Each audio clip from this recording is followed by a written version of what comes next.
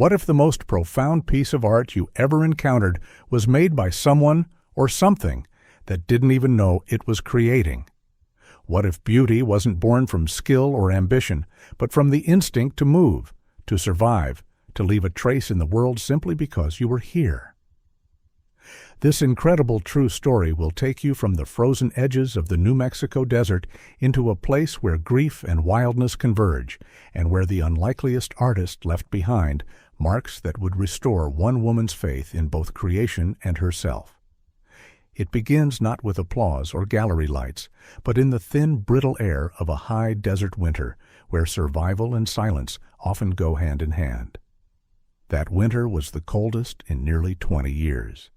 At night, temperatures dropped to 12 degrees below zero, the kind of cold that turned the snowpack into a crust that cracked underfoot like porcelain.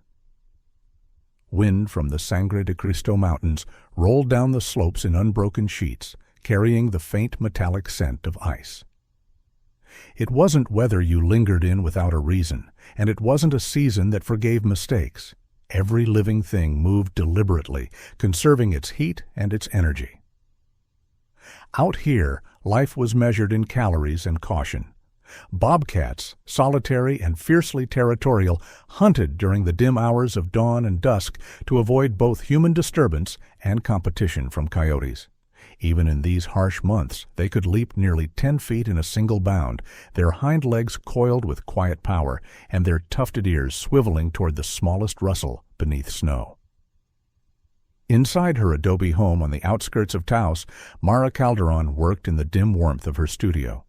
The smell of linseed oil and old turpentine clung to the air, familiar and heavy. Canvases leaned against the walls like unspoken thoughts, half-finished, abandoned mid-brushstroke.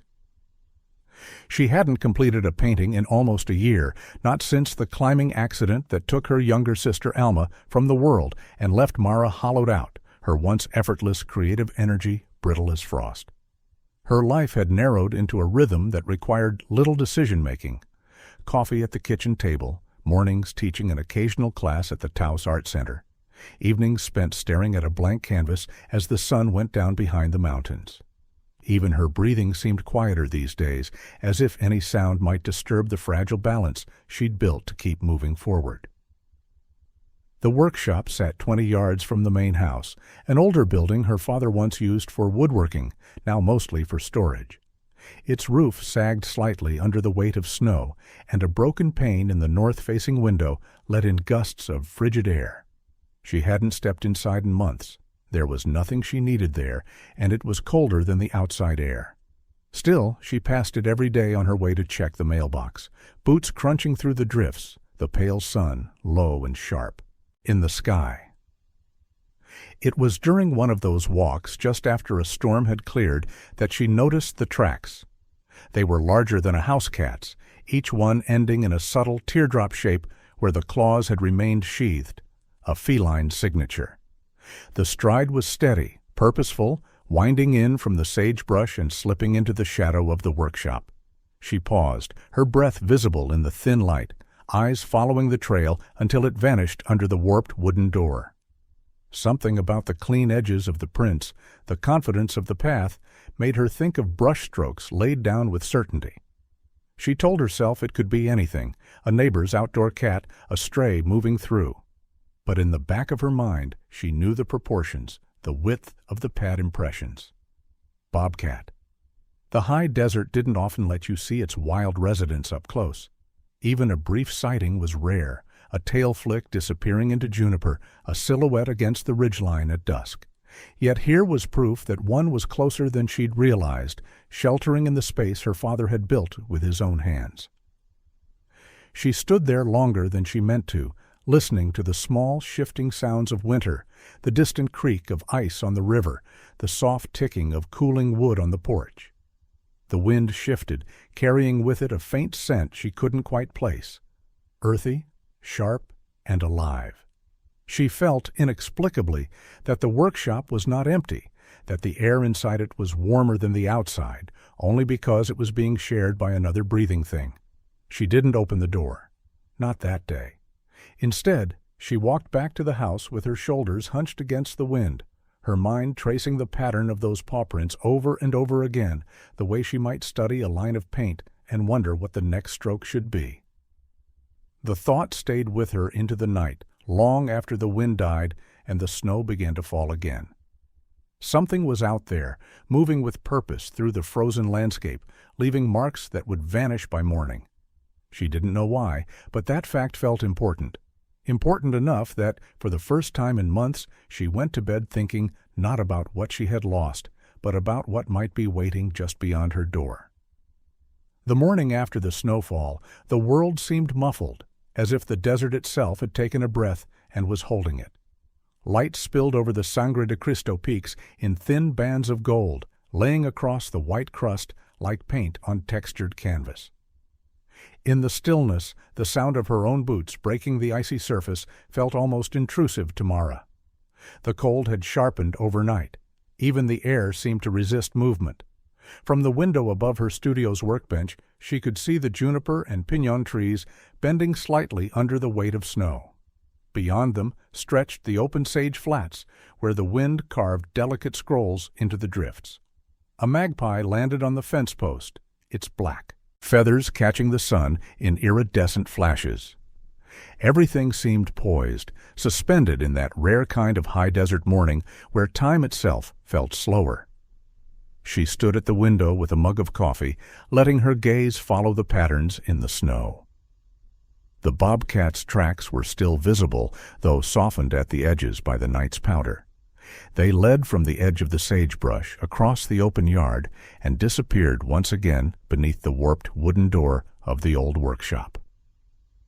She had half expected the tracks to vanish entirely, as if the previous day's discovery had been nothing but a trick of the light. But there they were, proof of something alive and deliberate moving through her world. She had not seen the animal yet, not even a glimpse of fur or the flicker of an ear, but the knowledge of its presence altered the landscape. Every shadow felt charged, every movement in the periphery a possibility. Mara found herself stepping softly, as though the sound of her boots on the wooden floor might carry through the cold and disturb whatever lay beyond her walls. Bobcats in this region were masters of concealment. She remembered reading once that they could flatten themselves so close to the ground that a hunter could pass within arm's length and never know. Their coats, a tawny mix of beige, rufous, and muted gray, broke up their outline against the scrub and snow. In winter, they grew denser fur, a kind of natural insulation that allowed them to endure nights that froze the surface of the Rio Pueblo. Their hunting territories could span up to 30 square miles, yet here was one, sheltering mere yards from her home. The workshop itself was an extension of her family history. Built by her father decades ago, its walls had once absorbed the scent of freshly cut cedar and the metallic tang of hand tools. After he passed, she'd inherited it, along with the house. Over the years, it had stored easels, stacks of unused canvases, jars of pigments. She had ground herself. But in recent seasons, she'd let it drift into neglect, a place she passed but did not enter, like a room in a museum cordoned off from touch. Now she found herself watching it. She noticed how the snow along the door's base had been disturbed again overnight, just enough to suggest movement in and out. The bobcat was not merely hiding, it was living there. And if it was living there, it was also hunting somewhere nearby. The idea that her land, once only a backdrop to her isolation, was now part of a wild creature's survival map, unsettled her in a way she couldn't name. She wondered what it saw when it looked out from the dark of that workshop. Did it notice the same shifting light on the mountainside, the same arcs of magpies crossing the yard? Did it scent the same wood smoke drifting down from the neighbor's chimney, hear the same brittle crack of ice under the sun? Or did its world exist entirely in the language of prey and shelter, measured by hunger and the need for safety? The coffee cooled in her hands as she imagined the bobcat moving inside. Silent steps over the warped floorboards, ears pricked for any sound beyond the walls. Perhaps it sat near the broken window to watch the landscape, its breath visible in the cold. There was dignity in that image, a kind of solitary ownership of space she recognized from her own life. Outside, The sun rose higher, and the snow began to glare so brightly she had to turn away from the window. The tracks would not last much longer. By midday, the surface would soften, and wind would erase the lines. She thought of going out there, perhaps walking close enough to the workshop to hear if anything stirred inside. But she stayed where she was. There was no hurry. The desert taught you that some things could not be rushed. She would see it when she was meant to, and perhaps it would see her, and that would be the beginning. For now, she let the awareness settle between them, quiet as the winter light, waiting. The first time she truly saw the bobcat, it was by accident. Mara had been walking back from the mailbox just after sunrise, the snow crisp under her boots, the world pale and cold enough to make her breath sting in her chest. The light was at that fragile angle where shadows stretched impossibly long across the yard. She was halfway to the house when something shifted in the periphery, a flicker of motion low to the ground, fluid and unhurried. She stopped, letting her eyes adjust to the glare of snow. There, half hidden by a cluster of sagebrush not far from the workshop, was the animal. At first it seemed carved from the desert itself, the rufous wash along its back blending with the dry stems, the pale belly melting into the white drift at its feet. Only the faint twitch of tufted ears gave it away, swiveling toward a sound she could not hear. The bobcat stood about 2 feet at the shoulder, heavier than she'd imagined, muscle layered under that thick winter coat. Its short tail, ending in a black tip, flicked once, the only movement besides the slow rise and fall of its breath. The amber eyes were open and unblinking, scanning the space ahead with a focus that excluded her entirely. Mara felt a pull in her chest, the kind she used to get standing before a blank canvas, an awareness that she was in the presence of something complete, something that did not need her to define it. She watched as it lifted one paw and placed it with precision onto the crusted snow. Bobcats, she knew, often stepped directly into the prints left by their forelegs when walking, minimizing noise and conserving energy. This one's movements were almost meditative, each step a stroke laid down with absolute intent. From this distance she could see the winter fullness of its coat, guard hairs long and coarse against the softer insulating underlayer. The fur along the cheeks flared outward into the beginnings of a ruff, framing its face in a way that made it look both fierce and oddly regal. Even the frost gathering along its whiskers seemed deliberate, as though the animal had chosen to wear the morning itself. She imagined the bobcat's inner world, how the air might taste to it, metallic and sharp with cold, how the faint rumble of a magpie's call might vibrate in its chest. In her mind, she heard its thoughts not in words, but in currents of sensation, the weight of snow on its paws, the rhythm of its heartbeat syncing with the stillness of the land. It turned its head then, not toward her, but toward the workshop, ears angling forward. A moment later, it moved, slipping between sage and shadow until it reached the door. It didn't hesitate, just pushed its way through the narrow gap at the base and vanished inside. Mara stood for a while longer, the cold seeping into her fingers through her gloves.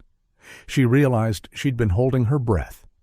It struck her that the animal had moved through her space without acknowledging her, not out of fear, but because in its mind she was simply another feature of the landscape.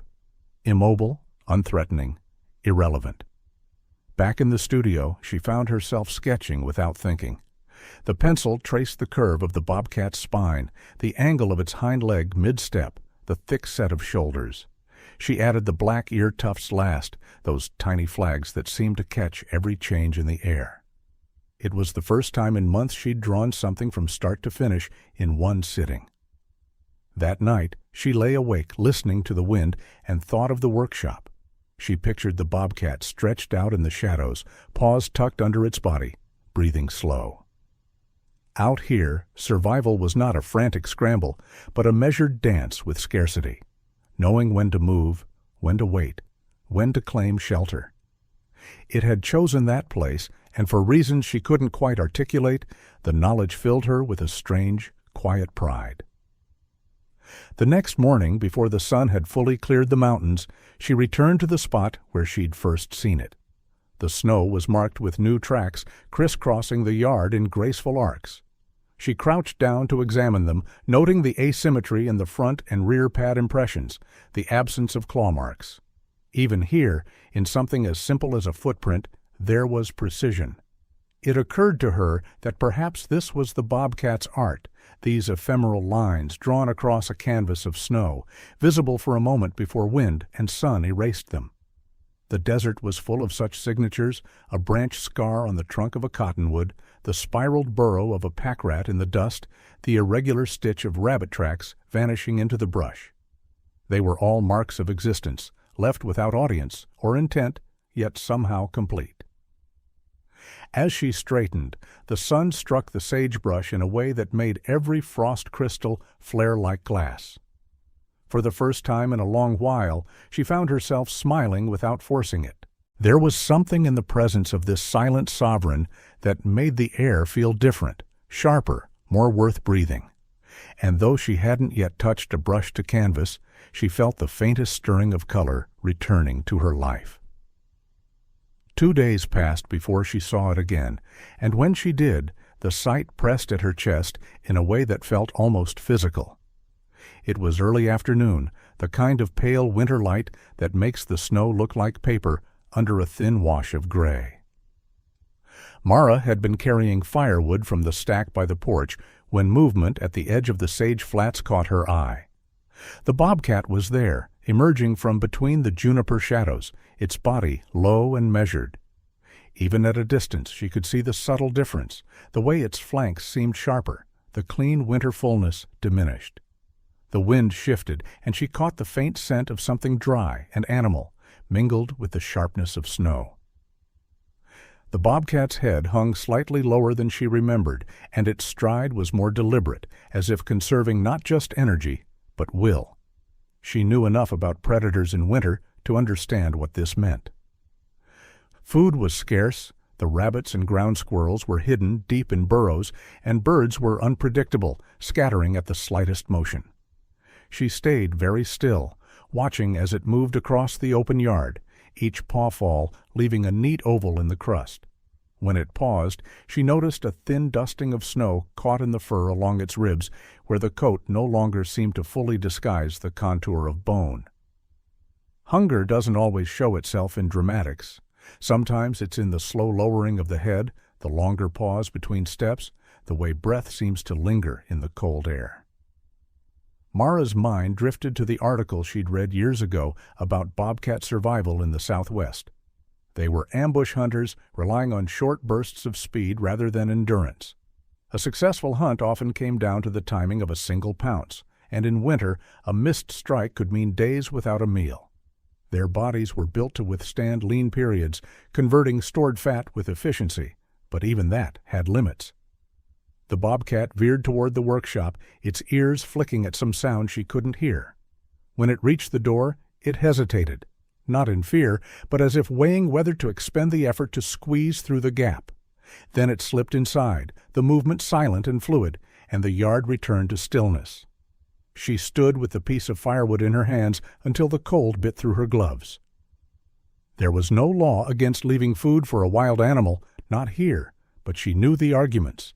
Interfering could make them dependent, could draw them closer to human habitation and into danger.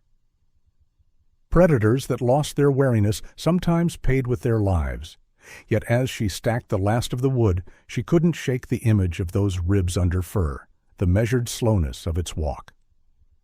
That night, snow began again, falling in loose, dry flakes that whispered against the windows. Mara sat at her kitchen table with her sketch pad, drawing the bobcat from memory. This time the lines were sharper, the haunches leaner, the eyes heavier. She shaded the hollow between the rib and the hip, not to dramatize, but because it was there, undeniable. Outside, the storm softened the edges of everything. The outlines of the juniper blurred, the fence posts faded into white. Somewhere beyond, the bobcat would be conserving energy, sheltering in the dark warmth of the workshop. She wondered if it could feel the weight of the snow pressing on the roof above, if it would sense the air shift when the storm passed, and hunting might be easier. By morning, the tracks around the workshop were almost erased, faint scallops in the drift where the wind had not yet reached. She crouched to study them, tracing the line of travel in her mind.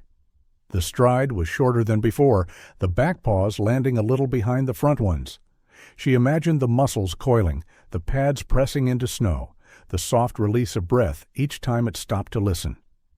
She thought about Alma then, about how her sister had once hiked for hours through a canyon just to watch a red-tailed hawk hunt. Alma had said that patience was the truest form of respect for the wild. You waited, you observed, and you accepted what it chose to show you. Mara had tried to live by that, but standing there in the cold, she felt the pull of something less patient, more urgent. The day passed in the muted quiet of snowfall. She worked in the studio, but her gaze kept drifting to the window, scanning for movement. When the sun dropped low and the air turned metallic with evening cold, she saw it again, just for a moment, a shape slipping through the gap in the workshop door, fur dusted with snow, vanishing into shadow. It wasn't fear that kept her from approaching. It was something more complicated. She wanted to help, but she also understood that to step into that space uninvited might fracture whatever unspoken allowance the Bobcat had granted her. Still, as the light drained from the sky, she felt the balance shift inside her, an awareness that the hunger she'd seen was not something she could easily ignore. Mara's mornings followed a pattern so fixed it had begun to feel like a ritual, though there was no comfort in it. She would rise before dawn, stoke the fire in the corner stove until the adobe walls began to radiate their slow heat, and brew coffee dark enough to feel almost medicinal.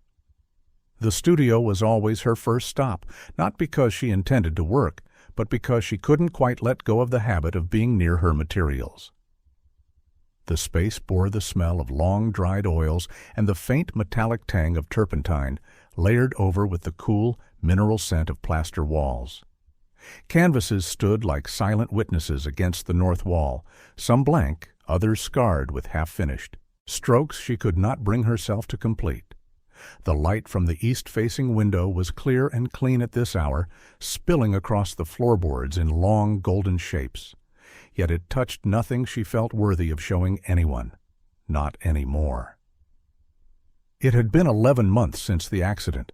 Alma's absence had taken on a physical presence in Mara's life, as though her sister's laughter and quick hands had been a color in the room that was now simply missing.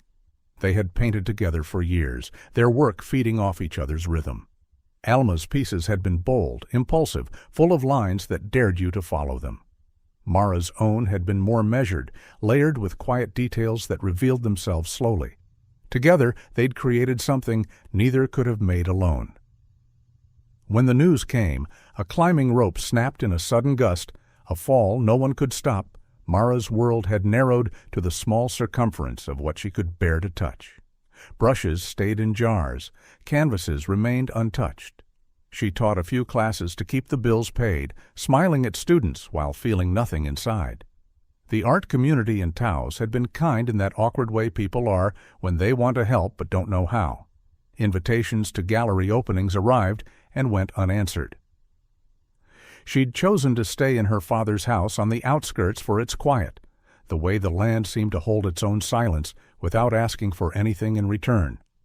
The winters here could be long and isolating, but she had welcomed that, until the Bobcat came. It was an odd parallel she couldn't ignore. Just as she had withdrawn from the world, the animal had chosen the shadowed shelter of the workshop, keeping its distance, moving with deliberate caution. Its ribs showing through that thick winter coat had stirred something that wasn't quite pity, but recognition, a flash of seeing herself reflected in another being's struggle to endure. That recognition was sharpened by memory.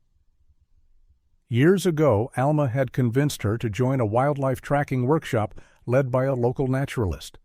They had followed coyote prints across a shallow arroyo, learned to read the freshness of a trail to see where claws dug in during a sprint. Mara remembered the instructor mentioning bobcats specifically, how they were solitary, territorial, and fiercely self-reliant, rarely allowing even another of their kind into their chosen range. If you see one twice in the same place, he'd said, it means that place matters to it. Now she had seen this one 3 times, always circling back to the same shelter. It meant the workshop was part of its range, at least for now. And in a strange way, that mattered to her. That afternoon, Mara drove into town for supplies, coffee, flour, a roll of canvas she wasn't sure she'd ever cut. She stopped at the co-op for produce, where she ran into Elena from the Taos Art Center. Elena, bundled in a wool coat, greeted her, with that careful warmth reserved for people you haven't seen in a while, but think of often. "You've been missed," Elena said, her tone casual but her eyes searching.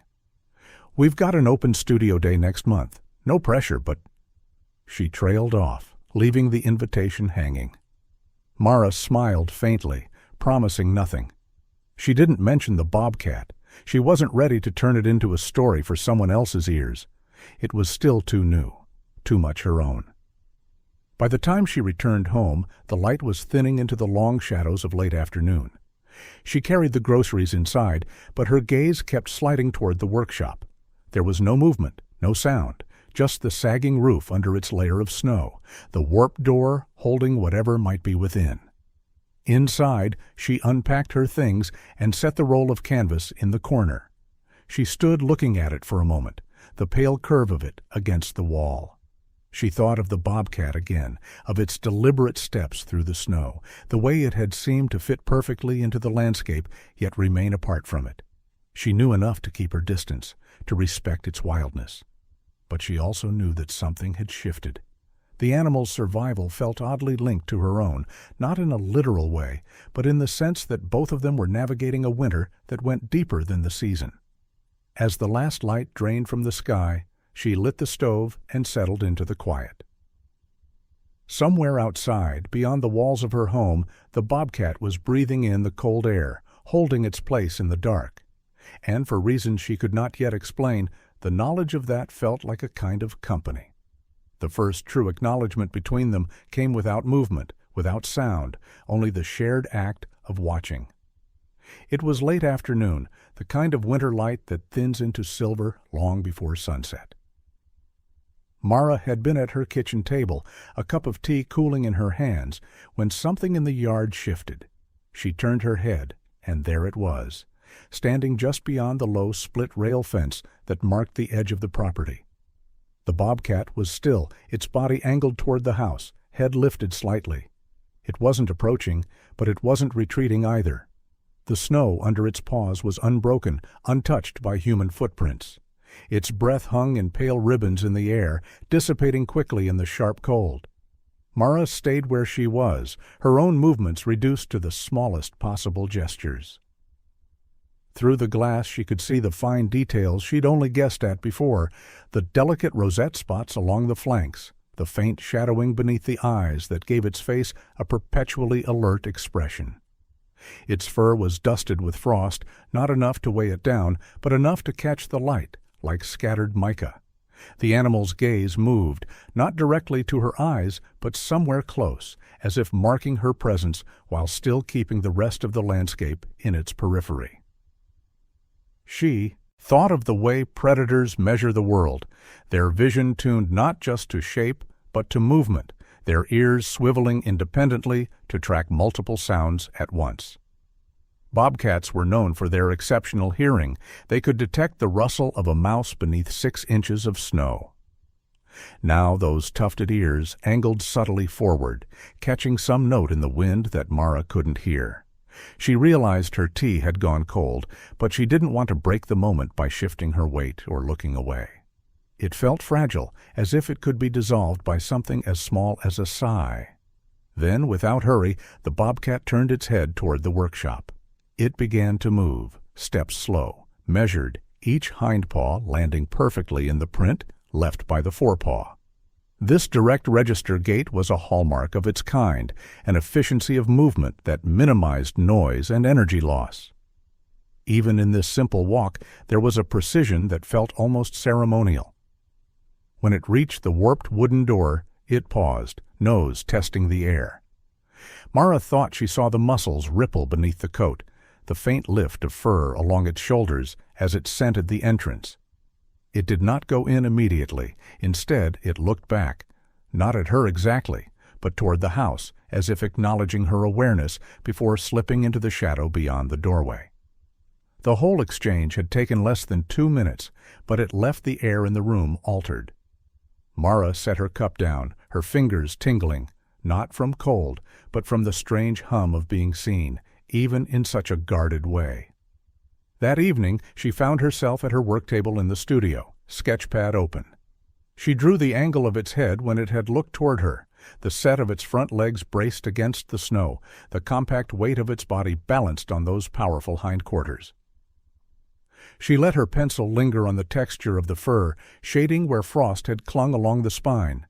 As she worked, her mind circled the quiet question. Had the animal been measuring her in the same way she'd been measuring it? The distance it kept, the way it moved toward the workshop, only after a long, unbroken pause. Those weren't the choices of an animal unaware of her presence. They were the choices of one that had decided, for reasons she might never understand, that she could be allowed to remain in sight. The temperature dropped sharply after dark. Wind swept across the flats, lifting dry snow into low veils that blurred the outline of the sagebrush. Mara stood at the window once more before bed, scanning the dim shape of the workshop against the night. She could not see inside, but she knew the bobcat was there. It was a strange sort of companionship, no words, no touch, only the knowledge that they were both inhabiting the same patch of land, each in their chosen shelter. Yet that knowledge carried weight. It softened something in her that she'd kept braced against the cold for nearly a year. She turned from the glass, letting the darkness take back the view. Whatever was building between them, it would grow in its own time, on terms neither could fully control. In that, they were already alike. The wind had been restless all night, rattling the warped tin of the shed roof and skimming loose powder across the yard. By morning, the world outside Mara's windows was etched with new drifts, the surface marked only by the faint scribed lines of wind-blown grass. She almost didn't notice the scrap of canvas until her second mug of coffee, just a pale shape caught against the base of the fence, its edges trembling in the breeze. It wasn't one of her active pieces. She recognized it as a discard from weeks ago, a test sheet she'd left outside to dry after experimenting with a batch of iron oxide pigment. She pulled on her coat and gloves, stepped into the brittle morning air, and crossed the yard. The first thing she saw were the tracks, fresh, crisp-edged in the snow. 4-toed prints with no claw marks, each about 2 inches across, moving in an unbroken line toward the fence. They angled straight for the canvas, circled once, and overlapped themselves in places where the animal had paused. When she bent to pick up the canvas, the sight stopped her. The once muted surface was smeared in sweeping arcs of ochre and pale brown, interrupted by clear, sharp paw impressions pressed into the pigment. Some marks were delicate, as if the pads had barely skimmed the surface. Others were deeper, where weight had been applied with more certainty. The patterns curved and overlapped like brushstrokes laid down by an artist working in silence. Mara held it in both hands, the wind lifting the edges. It was absurd to think of it as intentional, she knew. The bobcat had likely stepped on it by chance, perhaps chasing a scent or testing the texture underfoot. But something about the rhythm of the marks, the way the pigment had caught in the fine ridges of each pad, felt deliberate. She carried it back to the studio, brushing snow from her sleeves. In the warmth of the room, she propped the canvas against the wall and stepped back. Without the cold stinging her face, she could take in the details, the faint trace of fur along one edge where the animal had brushed against it, the tiny specks of wind-blown grit embedded in the pigment, the staggered alignment of the paw prints as though the creature had shifted its weight mid-step. A memory came to her, unbidden. Alma in their old shared studio, turning a canvas on its side because she said the angle might teach the paint something. Mara had laughed then, but Alma had been right. Sometimes changing the frame was all it took to see the work differently. Now, with this canvas, Mara felt that same tilt in perception.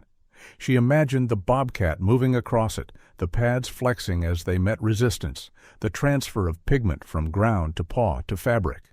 Not art in the human sense, perhaps, but a mark made in the act of existing, an unrepeatable pattern born from presence in a specific moment. For the rest of the morning she found herself distracted from her own work, glancing again and again at the piece propped against the wall. She even sketched it, each paw print a shape within a larger composition, arcs of smear becoming background texture. It was the first time she'd worked with energy rather than obligation since Alma's death. By afternoon the light had shifted, filling the studio with a softer amber glow. Outside, the wind had eased, leaving the yard in a kind of suspended stillness. She stepped out briefly, drawn to the fence line where the tracks began. They moved in from the sage flats, following a purposeful route, and ended where the canvas had been. From there, more prints led toward the workshop, the spacing between them slightly longer, as though the animal had quickened its pace after leaving its mark. She crouched, tracing one print lightly with a gloved fingertip. The depth of the impression told her it had been made recently, before the wind died. The pads were clean in outline, unblurred by melting, which meant the bobcat had passed here not long before she found the canvas. Standing again, she let her gaze rest on the workshop. No movement showed in the shadows at the base of the door, but she felt certain it was inside, resting. The thought came without warning. It had left something behind, and she had received it. Whether or not that mattered to the animal, it mattered to her. That night, she hung the paw print canvas in a corner of the studio. It wasn't framed or even stretched, just pinned at the top so it hung slightly loose, swaying when the stove heat shifted the air.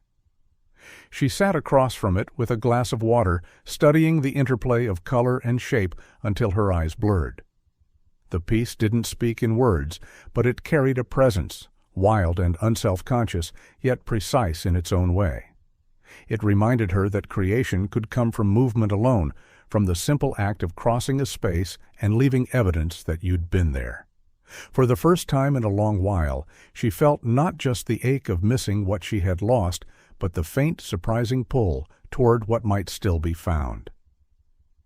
The next morning broke in layers of muted blue, the kind of cold that crept through the walls and made every sound feel sharper. Mara stood at the kitchen window, cradling her coffee, her eyes drawn to the workshop door. A thin veil of frost edged the wood, and there, faint but visible, were the bobcat's prints from the night before.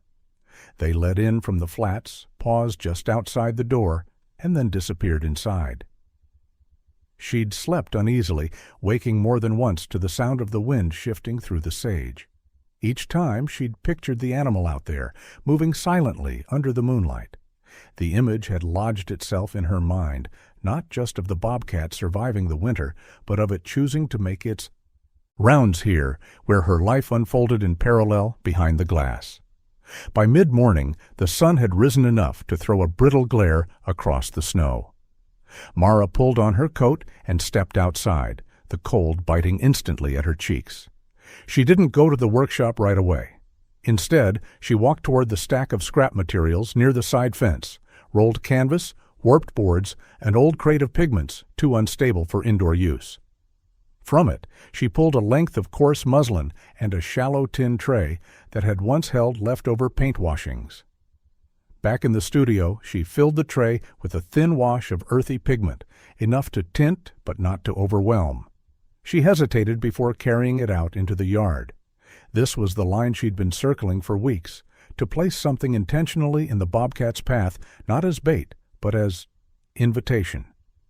The wildlife tracking lessons she'd taken years ago rang in her memory. Rules about keeping wild things wild, about not interfering with their natural patterns.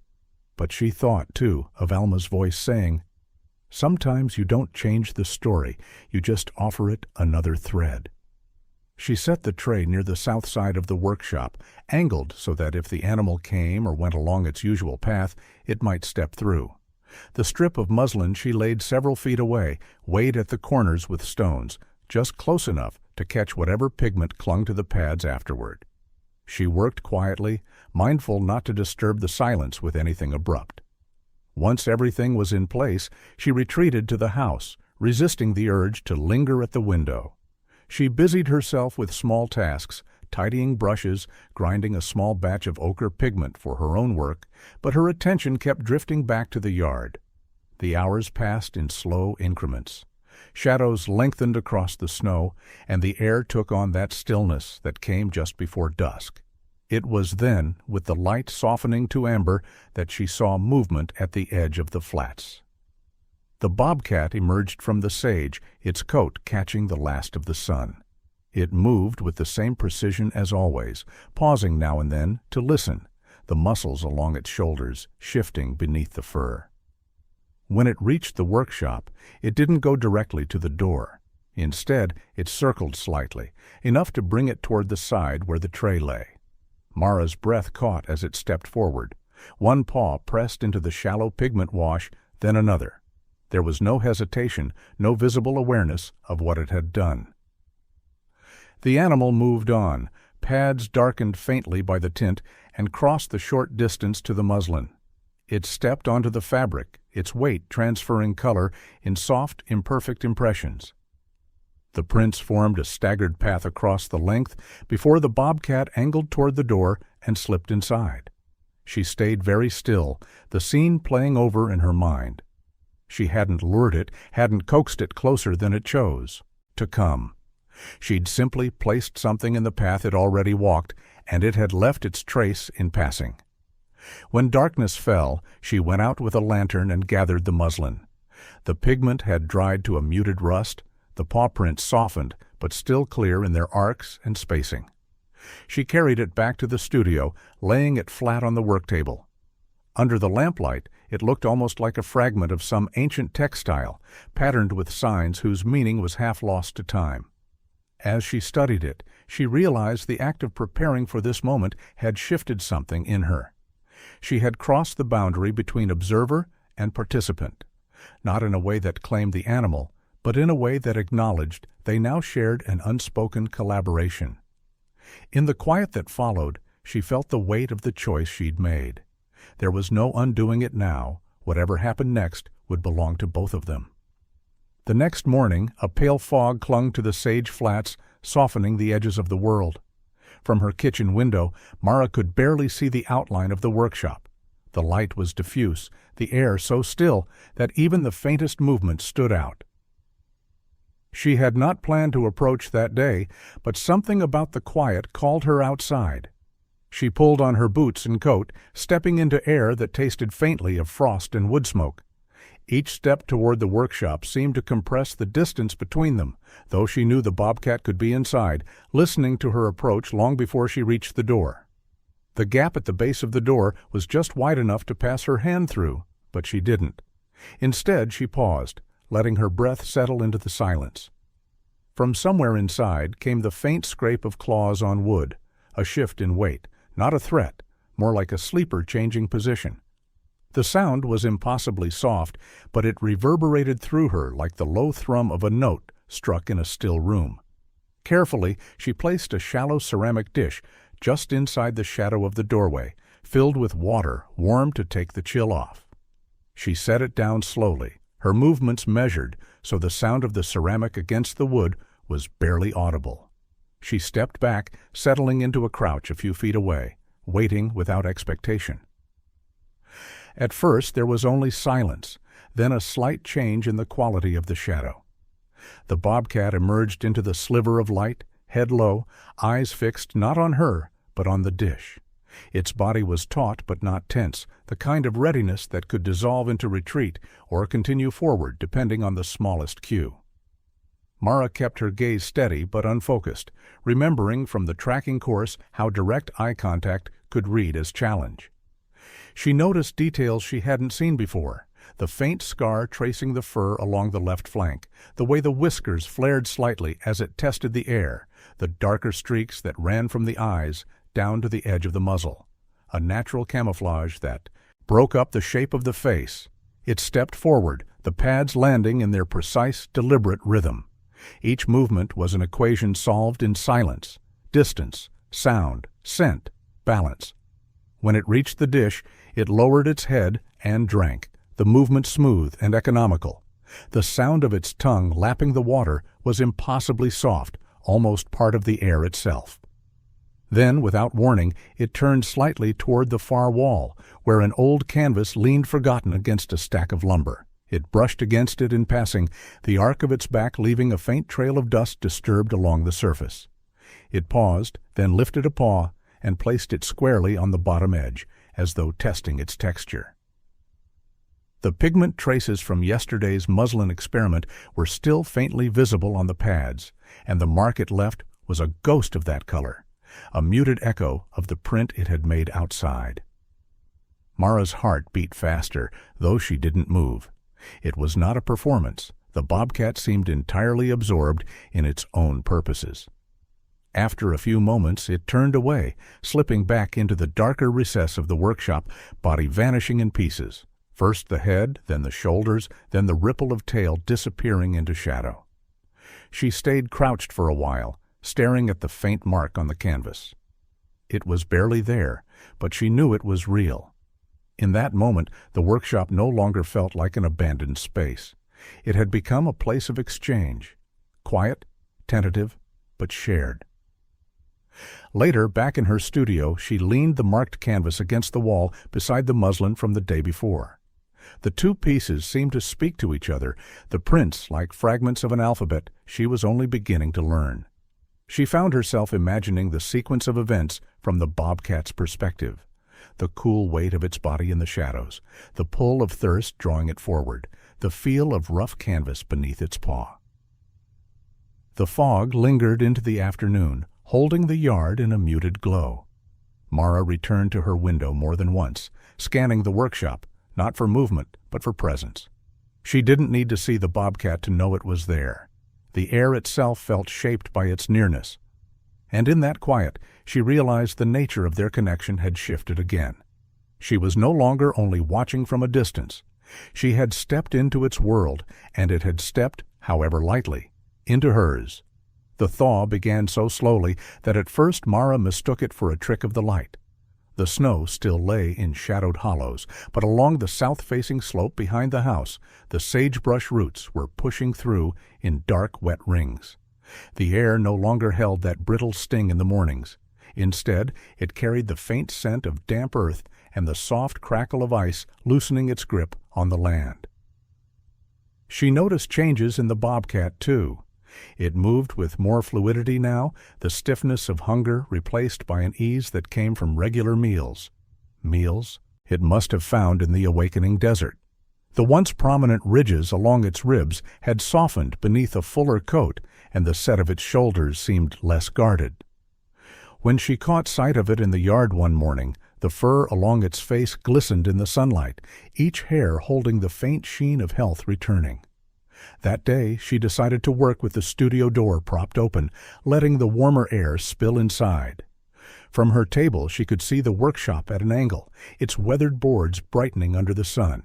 She wasn't expecting a visit, yet late in the afternoon, a flicker of movement in the corner of her vision made her glance up. The bobcat was there, not in the workshop doorway, but further out in the yard, pausing at the edge of a thin patch of meltwater. It lowered its head to drink, lapping at the shallow pool. Droplets clung to its whiskers, catching the light. Then it turned slightly, following a path that brought it closer to her studio. She didn't move. It stopped short of the open door, ears forward, nose testing the air. The scent of turpentine and linseed oil must have reached it, mingling with the smell of thawing earth. For a moment they held still, two figures at the edge of each other's spaces. Then, with the unhurried grace of an animal choosing its own terms, it stepped onto the packed dirt just inside the threshold. Its paws were clean of snow now, pads dark against the pale dust, leaving crisp impressions that trailed over the floorboards. Mara's breath caught as it passed near the low shelf where she kept rolled canvas. It paused, touching its nose to one, then moving on to the corner where a scrap from her last project lay, curled. Without seeming to notice her, it stepped over it, leaving two sharp prints in a diagonal across the surface. The act was so ordinary, so unself-conscious, that she felt an unexpected rush of warmth. Here was the animal not as a rare sighting or a cautious guest, but as part of the living rhythm of this place, passing through, leaving traces, moving on. Over the following days, the thaw deepened. Meltwater trickled down from the slopes, carrying the scent of mineral-rich soil. The bobcat's visits became more frequent, though never predictable. Sometimes she would find new paw prints across a canvas left near the door. Other times, only the faint shift of shadows in the workshop would tell her it was there. She began incorporating these marks into her own work, not as decoration, but as a kind of conversation. She stretched the muslin with its first set of prints, overlaying it with washes of color that followed the arcs and angles left by the animal. She added her own brushstrokes beside its impressions, not to match them, but to let the two languages exist together. On warmer afternoons, she worked with the doors open to the soft hum of early insects and the distant call of meadowlarks. The air carried the mixed scents of turpentine, damp earth, and pinon smoke from a neighbor's chimney. Each time she glanced toward the workshop, she imagined the bobcat within, its breathing slow, body curved in rest. She found herself remembering Alma, less in the rawness of loss and more in the rhythm they had once shared, one bold, one deliberate, both shaping the same canvas in different ways. The bobcat's presence had brought that back, not in imitation, but in the reminder that creation could be shared without being claimed. One evening, as the last light brushed gold across the sage flats, she stood outside, hands in her coat pockets, watching the workshop. She didn't see the bobcat, but she felt the same awareness she had felt on the coldest nights of winter, that there was another life here, moving alongside hers, both of them leaving marks neither could make, alone. And with that awareness came something she had not felt in months, the sense that the season was no longer only about enduring, it was about returning. By late March, the desert had shifted into that brief, deceptive season between frost and heat. The cottonwoods along the river had begun to haze green at their tips, and the light in the afternoon stretched longer, holding its warmth. Inside Mara's studio, the walls were no longer bare. Canvases leaned in layered rows, some hers alone, others marked with the unmistakable, unrepeatable impressions of the bobcat's paws. It had started almost unconsciously. She would bring a canvas inside, with prints across its surface, and find herself working into them, not to cover, but to echo. Her brushstrokes followed the curves of a stride, or picked up the faint scatter of pigment caught between toe pads. The result was neither purely hers nor entirely the bobcat's. It was something shared, something that existed only because both had moved through the same space in their own ways. When Elena from the Taos Art Center came by unannounced one afternoon, she stopped mid-sentence, her eyes sweeping the studio. "Mara," she breathed, walking closer to one of the larger pieces. "This is different, alive in a way I haven't seen from you before." Mara said little, only that it was a new series she'd been working on. She didn't explain the origin, not yet. Some things needed to remain whole in their mystery a little longer. Still, when Elena suggested a small feature in the upcoming spring group show, she agreed. It would be the first time she'd shown her work publicly since Alma's death. The night of the opening, the gallery was warm with lamplight and the hum of conversation. The scent of pinon smoke drifted in each time the door opened to admit new guests. Along one wall hung 5 pieces from the series, each one a blend of human and animal movement, layered in pigment and shadow. Up close, the prints were clear, the wide pads, the delicate indentations of toes, but from a distance they merged with brushstrokes into something abstract, almost topographic. Visitors lingered in front of them longer than they did at other works. Mara stood off to the side, watching as people leaned in, tracing the lines with their eyes, trying to decipher their origin. She saw the way some smiled faintly, as if the pieces held a secret they could almost guess but not quite name. Others stood in stillness, their expressions softening as though they recognized a shape or rhythm that touched something wordless inside them. Elena sidled up beside her. "People are connecting," she murmured. "It's rare, seeing them slow down like this." Mara nodded, her gaze never leaving the work. She thought of the bobcat in the workshop, of the winter mornings when it had moved through the yard with that measured, deliberate gait. She wondered what it would make of all this light and human noise. There was a moment as the crowd shifted when she caught her own reflection in the gallery window. For the first time in months, maybe years, she didn't see only absence looking back at her. There was something steadier in her stance, something that felt less like enduring and more like inhabiting her place fully. She left the opening early, walking home under a sky streaked with the faintest spill of stars. The night was mild, the air carrying the scent of damp soil and the last traces of melted snow. When she reached the yard, she paused, scanning the pale shapes of sage and juniper. The workshop sat in shadow, quiet, yet she felt that same awareness, that shared occupation of a place, two lives moving through it in parallel. Inside the studio, the few pieces that hadn't gone to the gallery leaned in a quiet row against the wall. She touched the edge of one lightly, following the faint rise of a paw print beneath the paint. This was the language they had built together, not taught, not learned, but found. The show would end in a few weeks. The pieces would scatter to other homes, other walls. But the source of them, the rhythm of steps and brushstrokes, would remain here, in the land and in her. And somewhere outside, the bobcat would still be moving along its chosen paths, leaving marks that only the careful eye would see. And that, for Mara, would always be enough. The final melt came with a quiet that seemed deeper than winter's.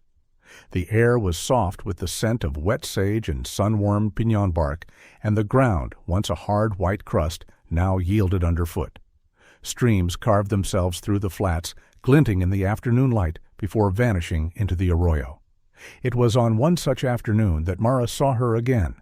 The bobcat emerged from the far side of the yard, her coat sleek now, the muscle in her stride unmistakable. She moved without pause, crossing the thawed earth toward the ridge that led out of Mara's small world and into the wider expanse beyond. Mara stood on the porch, one hand resting on the railing. She didn't call out, she never had, but she followed the animal's progress with her eyes memorizing the exact way her paws pressed into the softened ground, leaving temporary impressions that the wind would erase by evening. At the rise, the bobcat paused, the air between them stretched taut, like the space between two brushstrokes that both complete and divide the canvas.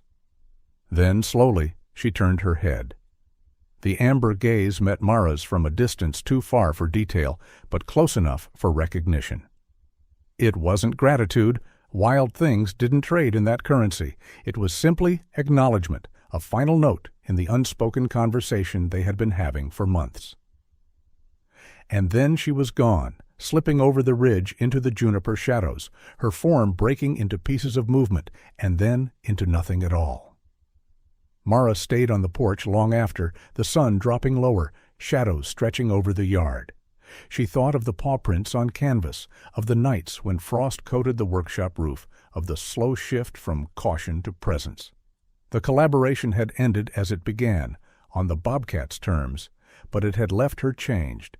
In her studio, the remaining canvases lined the wall. She didn't rush to finish them. They were no longer projects to be completed, but records of a season, each one carrying its share of pigment and silence, of steps taken side by side.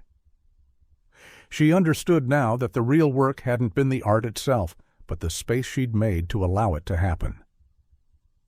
Through the open window came the sound of the river running high with meltwater. It was the sound of movement, of continuance. She breathed it in, feeling the weight in her chest shift into something lighter. If you've ever experienced that rare moment when a wild creature chooses to acknowledge you, subscribe now to join others who believe connection transcends words. Tell me in the comments. What's the most unforgettable moment you've ever shared with an animal?